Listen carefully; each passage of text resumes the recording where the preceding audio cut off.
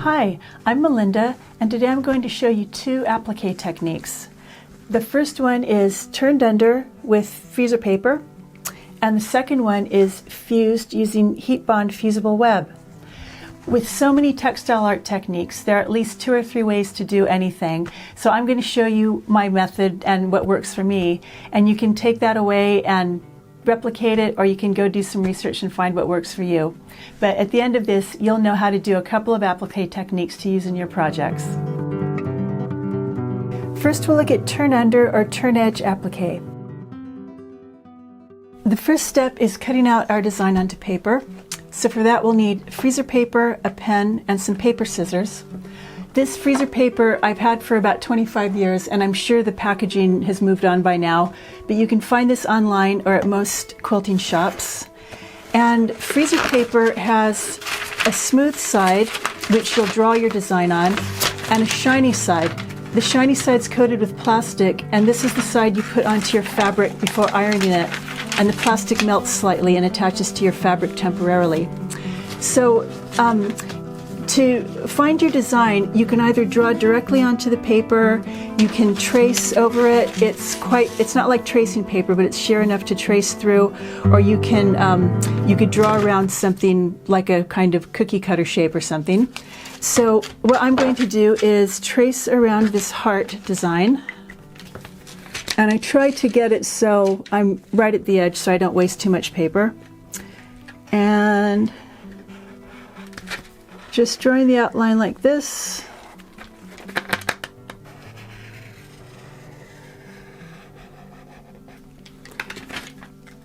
And then cut out using my paper scissors.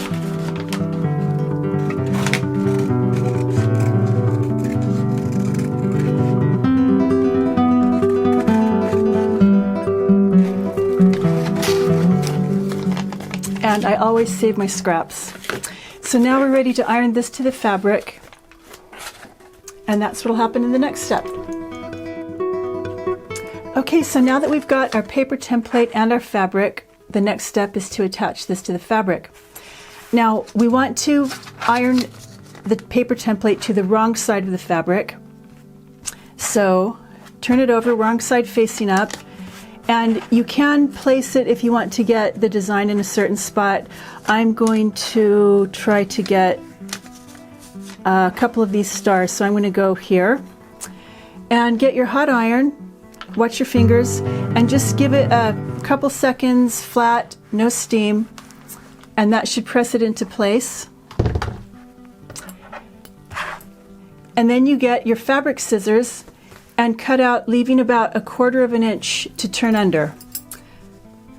And I've chosen a heart shape because it's not only a lovely shape, but it's got straight edges and curves and this indentation.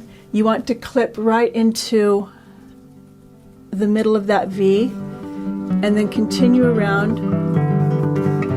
I like to use my smaller fabric scissors for doing this sort of a thing because they're a bit easier to maneuver than the big fabric scissors.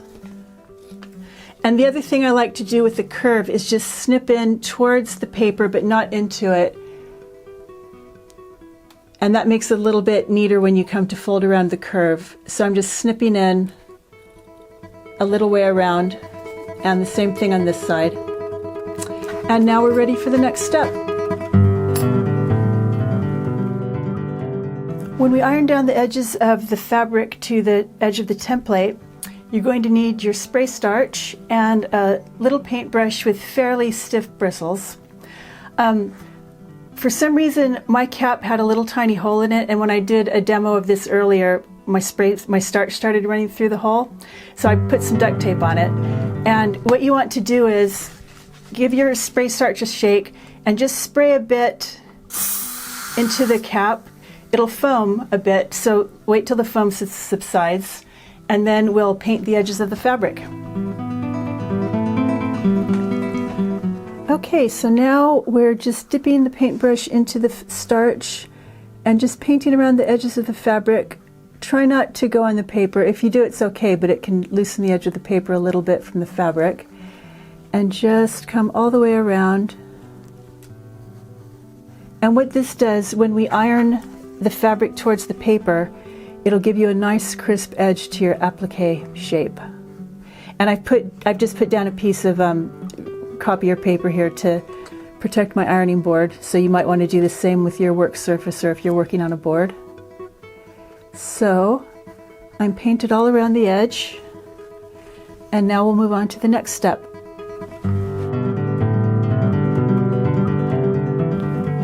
So next we're going to iron the edges fold the edges of the fabric down and iron it to the edge of the paper. I use a big iron with this, no steam because you don't want to burn your fingers, and also be careful with your fingers when you're using this. I've also got one of these little Clover mini irons, which I don't feel like I need to use for this project, but sometimes if I'm using smaller, more fiddly pieces of applique, I'll use this instead. But for this one, the big iron's fine. So just make sure that your steam setting is to off, and we'll iron down. So what we're going to do now is iron the edges of the fabric right up to the paper, and the starch will give it a nice clean edge. So I usually start with the point and just fold that up, give it a press, and work along the straight edge, always being mindful of where your finger is. Some people use glue sticks instead of starch, and I always like to take my paper out before I sew on my applique shape, and I think that would make it a lot harder, but you could also do that. As with this method, there are lots of different ways to do it, so just find the one that works for you. I'm showing you a way that works for me. So coming around the curve,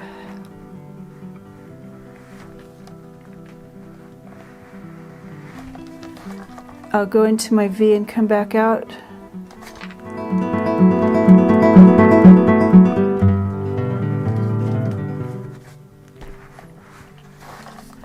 I can see I've got a little bit of a corner there, but when I take out the paper, we can fix that. So that's looking pretty good. And the next thing is lift up just a little bit to get a hold of the paper and bring the paper out. And because we starched it, it'll keep your nice crease. And we'll give that another press from the top. And this is your heart applique ready to attach to your fabric. This is the point where you have some choices. First, you'll need to attach it to the fabric, and some people use pins and wouldn't use anything else. I personally like to use glue sticks. I do a lot of work on my design wall and lots of large pictures that have lots of applique pieces. This is a small fabric glue pen I got from a quilt shop, and if I'm using very large applique pieces, I'll even use a Pritt stick, and that's so I don't have to worry about pinning and unpinning, and I can just take it to the machine and go. Now I'm ready to attach my turn under heart to my base fabric, and I like to use a little glue pen with mine. So I just dab around the edges. And if it's a large piece, I might put a little bit in the middle just for good measure. And then turn it over and gently pat it into place. And sometimes my fingers get a little bit gluey when I do this, so I keep a damp rag in a plastic bag next to me so I can keep my hands clean. Okay, before we get started on the fusible method of applique, I'm going to talk to you just a little bit about bondable webs. There are quite a few on the market, but the most important thing is when you get one, save your little sheet of instructions. This will tell you 3 things. The first thing it will tell you is what heat setting to use your iron at. The second thing is how long you need to press with your iron. And the third one is whether or not to use steam. So the one we're going to use today is Heat and Bond. And this is quite a good all-rounder, and it's good for cotton fabrics, so we'll use this one for our project today. Another one that I quite like is Lite Steam-a-Seam 2. And what I like about this one is once you've attached the paper to your fabric and peeled the paper off, your applique piece is sort of tacky and sticky, and you can position it around on your project before you iron it down. And this is especially good if you're working on a vertical surface like a design wall and want to put things up and stand back and have a look without having to worry about pinning everything. And another interesting one that I've used before is called Misty Fuse, and this one's quite good for, I do a lot of work with sheer fabrics to sheer fabrics, and this is very lightweight and disappears into the fabric and becomes almost invisible, and that's perfect if you want to have shears with the light coming through but you don't want any applique fusible web showing up. Okay, now I've got my Bondo web, and I'm putting the shiny side down onto my design that I'm going to trace around. And again, with this you can draw freehand, or you can trace like I'm doing, or you can trace around something.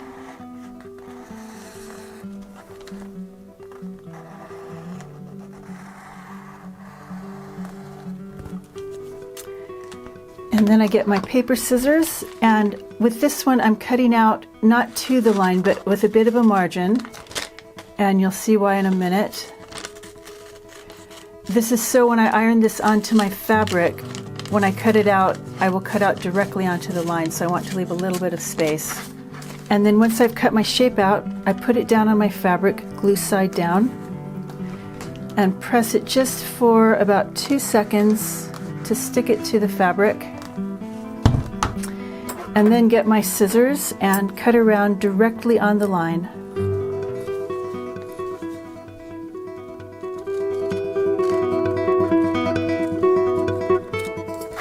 And here's my applique ready to attach to my fabric. And to attach this one, the fusible gets peeled off, the paper gets peeled off the back. This is where fingernails come in handy. There we go. And you can see the shiny glue is now on the fabric. So that goes right where you want it. And this one takes the heat for about 4 to 6 seconds.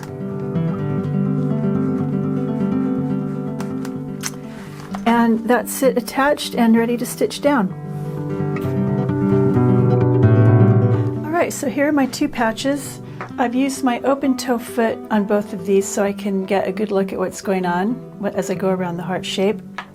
And on this heart, which was the turned under edge, I used invisible thread in the top and a blind hem stitch to get kind of a invisible stitch on it. And with the fused heart, with the fusible web, I used a thread with a bit of a color for contrast and then a zigzag stitch around the edge of that. And again, you could do either one of these by hand. Okay, well that's all for today, and thank you so much for joining me on another textile adventure, and I look forward to seeing you on the next one. Happy sewing! Bye!